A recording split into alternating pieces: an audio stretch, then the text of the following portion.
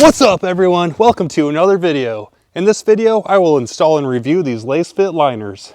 I have new front seat floor liners, new back seat floor liners, and a new trunk liner in this 2014 Chevy Impala. I did purchase and install WeatherTech liners in this Dodge Charger earlier this year, so I'll make some comparisons with those to see how they stack up. And the first comparison is cost. The Lasfit liners ring in at $172.97 delivered to my door, and the WeatherTech equivalent was nearly double at $342.19. The Lasfit price did include a coupon code, but I've received multiple emails with additional codes since then, so I recommend looking for a code. So are the Lasfit liners a suitable alternative to WeatherTech liners at half the cost? Let's find out. Let's start with opening the front and rear floor mats. They're all folded and stacked in the same box. The front mats are temporarily deformed from being folded in the box, and they'll need a little bit of time to settle back out. And the trunk liner was also folded in the box, folded in half, then folded in half again. This has some pretty significant creases from the folds and will also need to settle out. But it's starting to get cold out here, in the 20s and 30s, so I brought them indoors to settle out overnight at room temperature. I don't know if it was necessary, but I put some weights on them to help. And here we are the next day. The front and rear floor mats have settled out and they're good to go. And the trunk liner also settled out a lot and looks way better. There is still a crease where it was folded, but the instructions say we can backbend it if needed to flatten it out. But there is a little crease right here that will never go away because of the way it was folded. It's at the corner of the two bends. And now it's time to install these floor mats and see what they're all about. Here's the trunk liner, which has the full Lasfit liners logo. The back seat floor mats, which just has the Lasfit icon. And the front floor mats, which also has the full Lasfit liners logo. Now let's grab a WeatherTech floor liner for comparison. Here's a backseat floor liner. The material thickness feels the same between them, and they both have little gripper pegs on the bottom.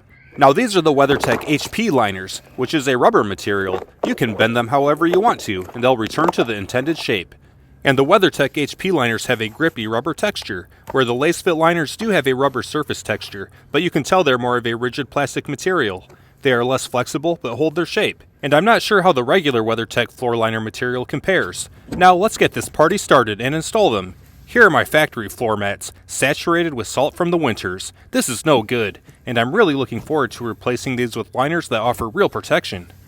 Step 1 is to remove them, so let's pull them all out. Front left, front right, and rear left. And I will set the factory mats on the new liners to compare them. On the back, the new liners cover the hump between the right and the left side, and they have a nice tall lip around the back and the sides, and a little lip for the front part that extends under the front seat. On the front passenger, again, there's a nice big lip around the sides, and the factory mat does extend a little farther forward than the new liner does. Like the other liners, the front driver's also has a nice big lip around the sides, which will be great for containing dirt, mud, water, snow, and ice, stopping liquids from getting underneath and soaking into the floor, and an extended front area that also covers the footrest area. And the Lasfit liners also reuse the factory mounting systems. These will snap right onto the existing pegs, exactly the same as the factory floor mats. Next up is cleaning the floors. Get everything all cleaned up before you set the new liners on top. And the tips in the instructions say to move the seats all the way back to make installing them easier, so we may as well do that. Let's start with the back seat floor liner. Even with both sides connected, it was super easy to slip into place, and it located itself once I guided it in. They're intended to fit the contours of the specific vehicle perfectly, and it is a really nice fit. And now I see why the lip heights were selected. They match the geometry of the floor very nicely. So that's definitely a win for the back seat floor liner. Now, let's install the front left floor liner. Again, it locates itself when you slip it into place, and for this vehicle specifically, I just need to snap these onto the pegs to use the factory retention system, and these aligned and fit perfect. Overall, they're very nice. They're definitely precision made for this specific vehicle, but I do have a little gap over here. Maybe they're a little deformed from being crammed in the box during shipping. I don't know. But just so you know, they're not 100% museum quality perfect. And now for the front passenger floor liner. They're a great fit, but there is some stuff going on from being folded in half for shipping. And here you can see where the factory floor mat went higher, but it looks unnecessary, and there is a gap along this edge as well. That liner just needs to naturally bend out a little bit more. But all in all, it's a good fit, and it'll definitely do the job.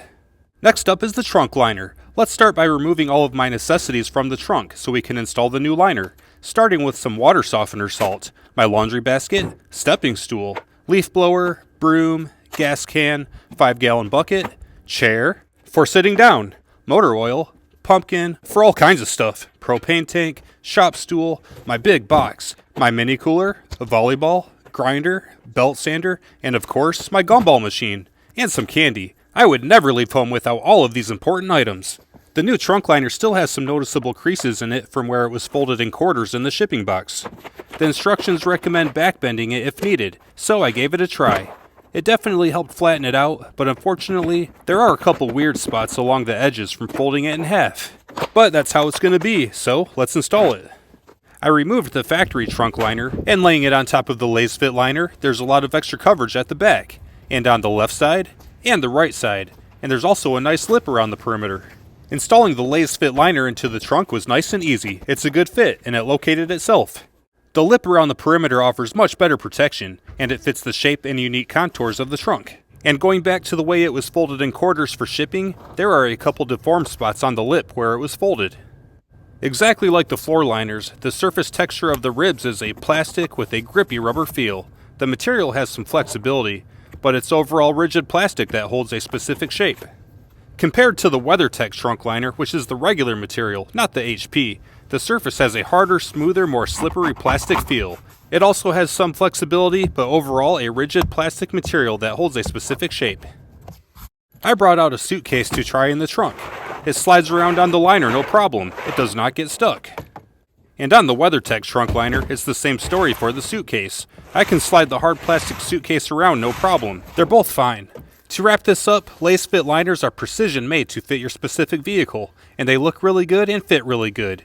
The things to note are deformities at the edges where they were folded in half for shipping, which I did not experience with my WeatherTech liners because the floor liners were shipped flat and the trunk liner was shipped rolled. And there's also a little gap at the fit along the door molding in a couple spots. But I'm also experiencing this with my WeatherTech HP floor liners, so I don't consider this a factor.